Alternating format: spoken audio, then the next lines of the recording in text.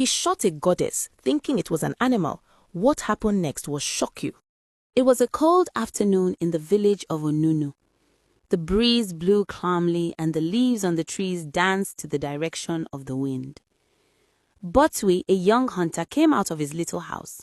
He checked the climatic condition and it was calm and best time to hunt. He went back inside and came out with his gun and little sack, then left his house. He made a stop in the house of his friend and fellow hunter Danso. Danso, Danso, Botwe called from outside. Danso came out of the house looking tired. Botwe asked Danso to follow him for a hunt, but Danso told Botwe that he wasn't feeling too well.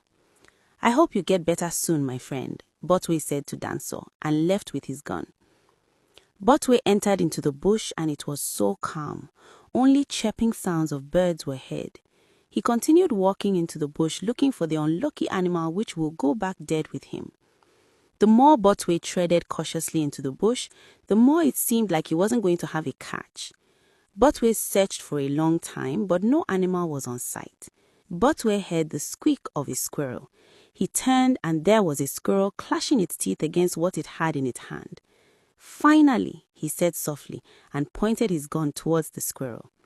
The squirrel saw Botwe and ran off quickly.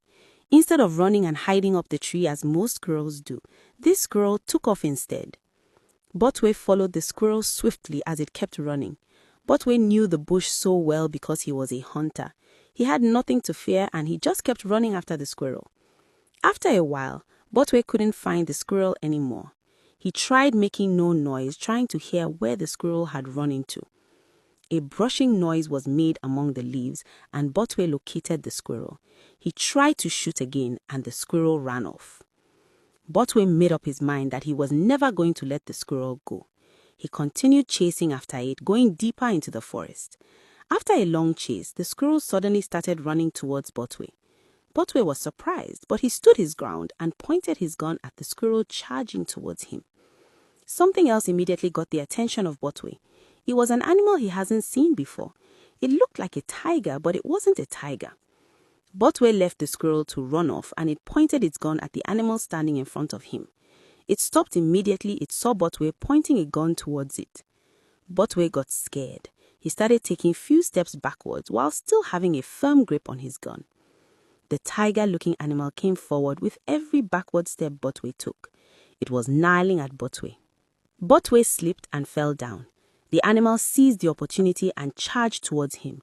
It jumped on top of Botwe, who fired at it, but it had already buried its strong canine into Botwe's shoulders. The animal then fell off after Botwe had shot at it. Botwe stood up in pains. The canine of the animal had dug deep into his shoulders and he was bleeding. He removed his clothes and tried stopping the bleed with it, but it won't stop. Botwe dragged the animal, which was very heavy, with one hand and started heading towards the village. He was in so much pain and the distance to the village was still far away. Botwe kept pushing with all his might as he kept bleeding out. He became so weak. He couldn't move any further. Then he fell on the floor and passed out. "My mother said I will greet. Inini. I'm a child of destiny," she said. Inini. "I don't know who I am. Inini. She said I'm the light. Inini." A melodious voice kept singing and Botwe could hear it from his unconsciousness. After a few minutes, Botwe opened his eyes. He checked for the wound on his shoulder and found out it was no more. He was completely healed with no trace. Bewildered, Botwe stood up and he could still hear the melodious voice sing.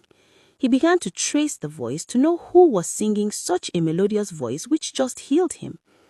As Botwe kept closing in on the voice, he walked stealthily so as not to be detected by who was singing.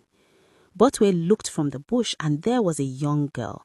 She was sitting alone by the stream. She looked as beautiful as her voice. Her eyes sparkled and radiated so much beauty. Botwe was lost in admiration.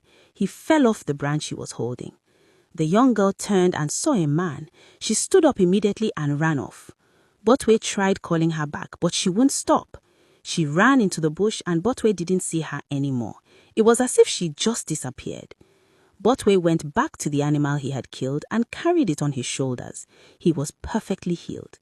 He picked up his gun and left for the village. The whole village celebrated Botwe for killing such big animal. When Danso came to congratulate his friend, Botwe held Danso by his hand and took him to a corner away from the villagers. "I almost lost my life, my friend. That animal had buried its teeth into my shoulders and I was about to bleed to death," Botwe said. "But your shoulders are okay, or do I have eye problem?" Danso asked, looking at Botwe's 2 shoulders which didn't have a scratch on them. "That's what I'm trying to tell you. Back inside the thick bush, I heard this voice sing sweet melodies as my life was draining out. It was as if she had healed me with her song." "Who healed you? How did she heal you with just this song? Where is she? Did you come back with her?" Danso kept asking inquisitively. "No, she took off before I could even get to talk to her. I will go back in search of her tomorrow," Botwe said, heaving a sigh. "If a girl can sing and someone almost dead come back to life, then I think I just hit the jackpot," Danso thought within himself. "I'll go with you in search of her tomorrow," Danso said to Botwe with a smile. All through the night, Botwe couldn't sleep.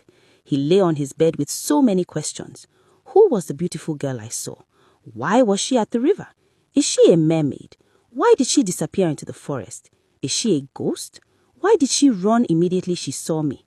How did her song heal me?